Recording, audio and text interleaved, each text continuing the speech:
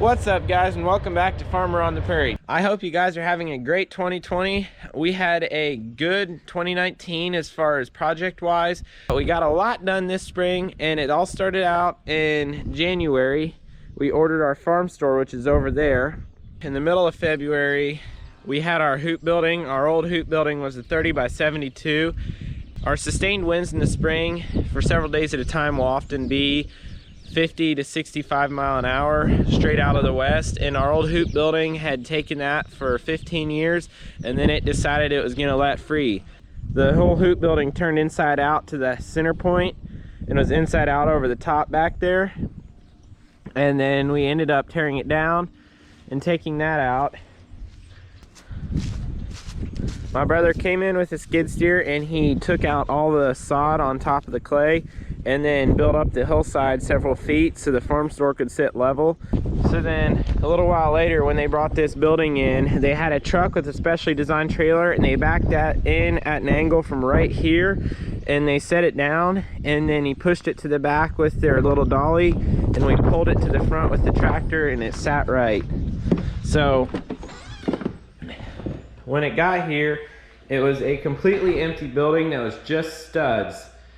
And Ben and I finished the walls. We took metal, corrugated rusty metal from a barn, and then put that up in here, and then we put the flooring in.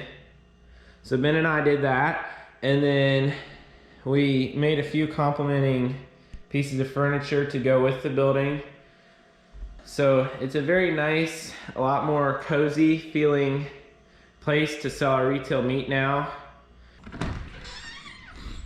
There used to be a barn standing, you can see the outline right there on the south part, or on the barn. So there used to be what we called the south part of the barn, and it went the whole length of that building, and then it was starting to get just deteriorated and the foundation was coming out from underneath of it, so we took that down.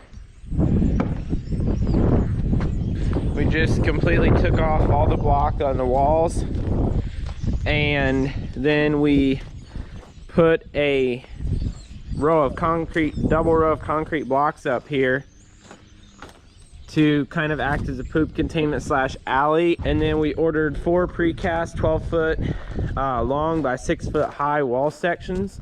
And we put those wall sections in to finish off the outside and provide a windbreak for the cattle. And then we put in a metal pipe fence the whole way around the lot. We put in the post and concrete and then welded hinges to them, and they're all metal gates. So that's really, really nice. Then after that, we turned to our hoop building. I told you our hoop building got blown away, but we have another hoop building. So we have a Skyline Fabric Structures building, and it is a 45 by 56.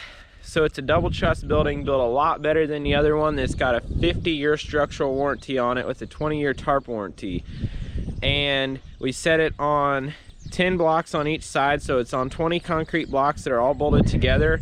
So it's got 80,000 pounds of concrete holding it to the ground. So this one's a lot better of a setup, and then since it's higher, we don't want all the rain blowing in sideways and getting more of the hay exposed to the weather. So we went ahead and put in the half moons right from the start to block a lot of the rainwater from entering the building. It is well built with trusses every 14 feet. We've got angle iron bolting all the blocks together, and then the whole building is anchored down. It's got, I want to say, like 32 of these X's inside the building, and it's got those brace arms in there. It is a very, very well built hoop building. We're hoping to put up another hoop building like this to replace our cattle shed that's falling apart hopefully a couple years from now. The hoop building actually got built in the hottest week of July. It was like 95 degrees every day, really high humidity, not a cloud in the sky, but really high humidity, and it was brutal. We rented a neighbor's telehandler. We put the tarp over in the dark, pulled that over with the telehandler, and then tied it up the next morning before the wind picked up. Flashback a little bit before that, we had 3 grain bins. One right there, one where this hoop building is sitting, and then one right beside it. So we had 3 grain bins, and we came in and knocked them all down. We took out that one, and that. And now it's just gravel that we park trailers on. It opened up the place a lot now. Not only can we park trailers there, but we can also pull in here with the pickup truck and could do a complete turnaround. We basically just put gravel in around. We graded the yard beside the farm store. That was about it for the construction projects that happened on our farm. So as far as the crop, it rained the whole way through the spring. We were unable to plant because we were always about 2 days out from planting, but never got there. We were unable to plant until the first weekend of June, which is about 5 to 6 weeks too late for us. So we got in the fields. It was a Sunday morning, and we planted with our Kinsey 3600 doing corn and our Great Plains 2010 drill doing beans. And my brother and I got almost all of our planting done in 2 to 2.5 days because they were forecasting rain again, and the rain never came until we got a couple inches the first week of July, and that was almost all the rain we had until harvest. So we had drought after planting season. And because of that drought, our yields were about half of what they normally are. And that also carried over into our year with haymaking. We didn't get the first cutting of hay laid down until it was over a month late. And right the last week of June, we got that all laid down, and Dad was gone. So I cut it, raked it, and was baling it, and the baler broke with about 80 bales left. And so that was the main crossover bearing in our Roland 66.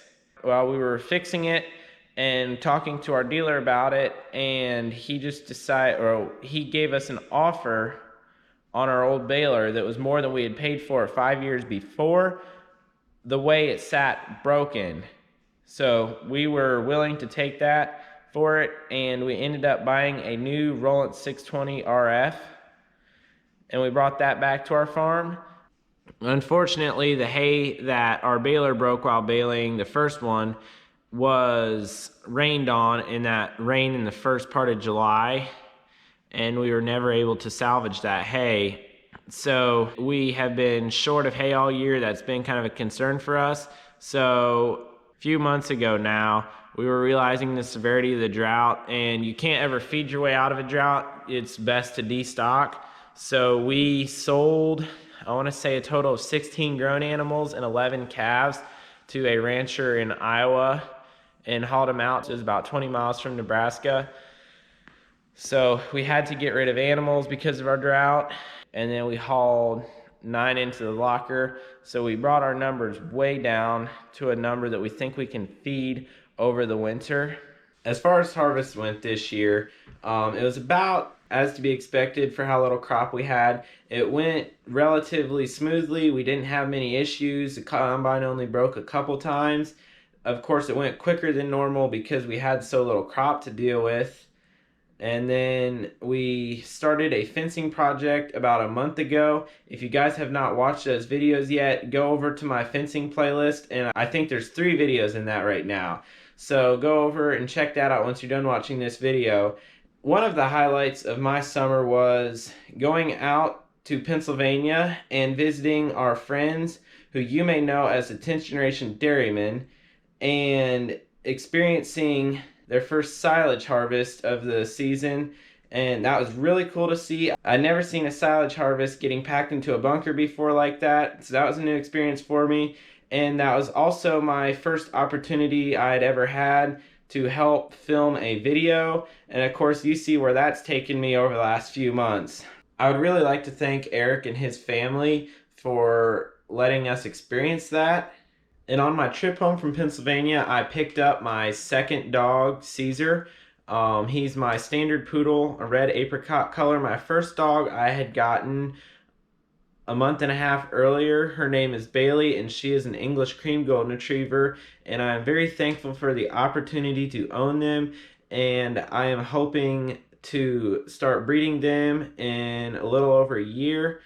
So that is another one of the great things that happened in 2019, and hopefully you guys will see a lot more of them down the road. I really hope you guys enjoy my channel, and there's a lot to come in 2020, so please comment down below, like, and subscribe to my channel because you will not be disappointed. Thanks for watching, and I'll see you next time.